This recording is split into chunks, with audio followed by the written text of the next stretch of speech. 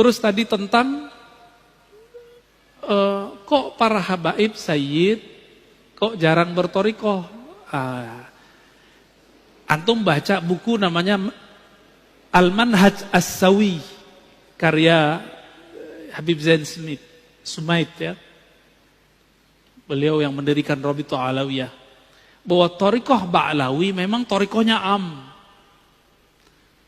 Makanya kalau Pak Khairul nanya, Beb, antum torikohnya apa? Ya pasti dijawab, atuk saya, datuk saya sudah begitu. Cukup Pak, itu khas untuk para habaib. Kita nggak bisa begitu. Di darah mereka ada darah putih Rasulullah Sallallahu Alaihi Wasallam. Maka mereka sedikit saja tasdik tentang abahnya, jidnya, itu langsung usul kepada Allah. Namun secara hukum alam, habaib tidak habaib kalau nggak ngaji ya jahil. Sama dengan orang biasa. Habib kalau nggak ngaji ya sama ke orang awam. Tapi kalau Habib ngaji, kita kalah langsung Pak. Kenapa kita kalah langsung?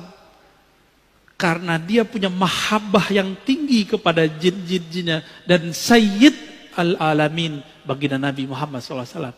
Kalau kita kan mencoba mencari rasa dulu. Tapi untungnya Nabi menyebutkan nasab itu ada dua. Ada nasab warasah, ada nasab jisim. Ahlu bait. Maka ahlu bait ini ada dua. Ahlu bait biologis. Bin. Asegab, Atos, Adat, Aidrus. Ada 200 ya. Berapa tuh? Banyak banget itu. Ada Al-Mahjub, ya, ada Bazara'ah, macam-macam. Saya ke Prancis ini ketemu Bazara'ah. Tahu-tahu orang mana Pak? Orang Makassar. Habibnya diganti pakai gelar Andi. Jadi Andi itu di Makassar dulu, itu pengganti gelar Sayyid Habib. Seperti di Banten diganti dengan Raden. Jadi sebenarnya Raden-Raden yang ada sekarang itu Sayyid Syarif. Namun ada yang jalur yang kuat, ada jalurnya dianggap kurang kuat oleh Rabithah Alawiyah, jalur azmatkan. Itu kurang kuat ya. Tapi kalau bagi saya semuanya zuriat Rasulullah saya hormat dan saya angkat tangan kepada mereka ya. Karena khawatir ini pesan Rasulullah sallallahu alaihi wasallam. Jadi memang ijazahnya thariqah Ba'lawiyah itu am. Kalau mereka ngambil am, ya dapatnya am. Kalau mereka mengikuti jid yang aslinya, siapa jid aslinya? Sayyidina Ali. Sayyidina Ali ngambil talqin jamaah atau talqinnya khas? Tadi. Ngambil talqinnya khas. Fardi, berdua dengan Nabi. Maka Sayyid Habib yang ideal, dia punya guru spiritual yang mentalkin dia secara khas. Baru tergabung dalam dirinya Habib zahir dan batin. Kalau enggak, antum bisa lebih tinggi derajat kerohaniannya dari seorang Habib, bisa. Tapi jangan GR dulu. Dia punya jid namanya Ali. Punya jiddah namanya Fatimah. Itu beres urusan mereka tuh. Punya Hasan wal Husain yang Nabi katakan Sayyidah Syababil Jannah.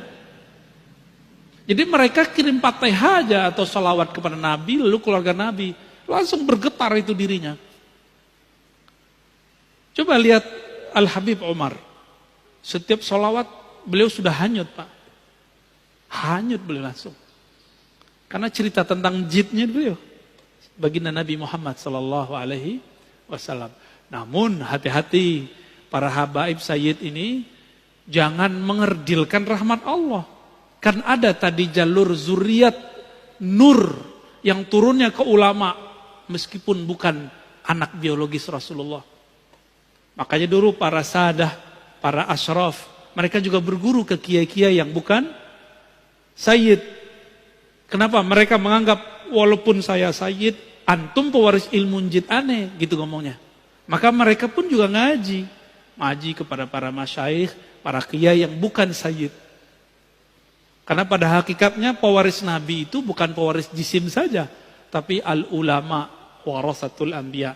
Siapa saja yang ada nur khasyah, rasa takut kepada Allah di kolbunya, dialah pewaris Rasulullah yang sebenarnya. Meskipun tidak ada sayyidnya, tidak ada habibnya. Jika nanti dikumpulkan di hari kiamat, yang pertama Nabi panggil ya dia. Kira-kira begitu, ya. Jadi kita nggak boleh suuzon Pak sama habaib, nanti suul adab Pak, gugur semua torikot Bapak nanti, zikir-zikir Bapak hilang ntar, sholawatnya nggak nyampe.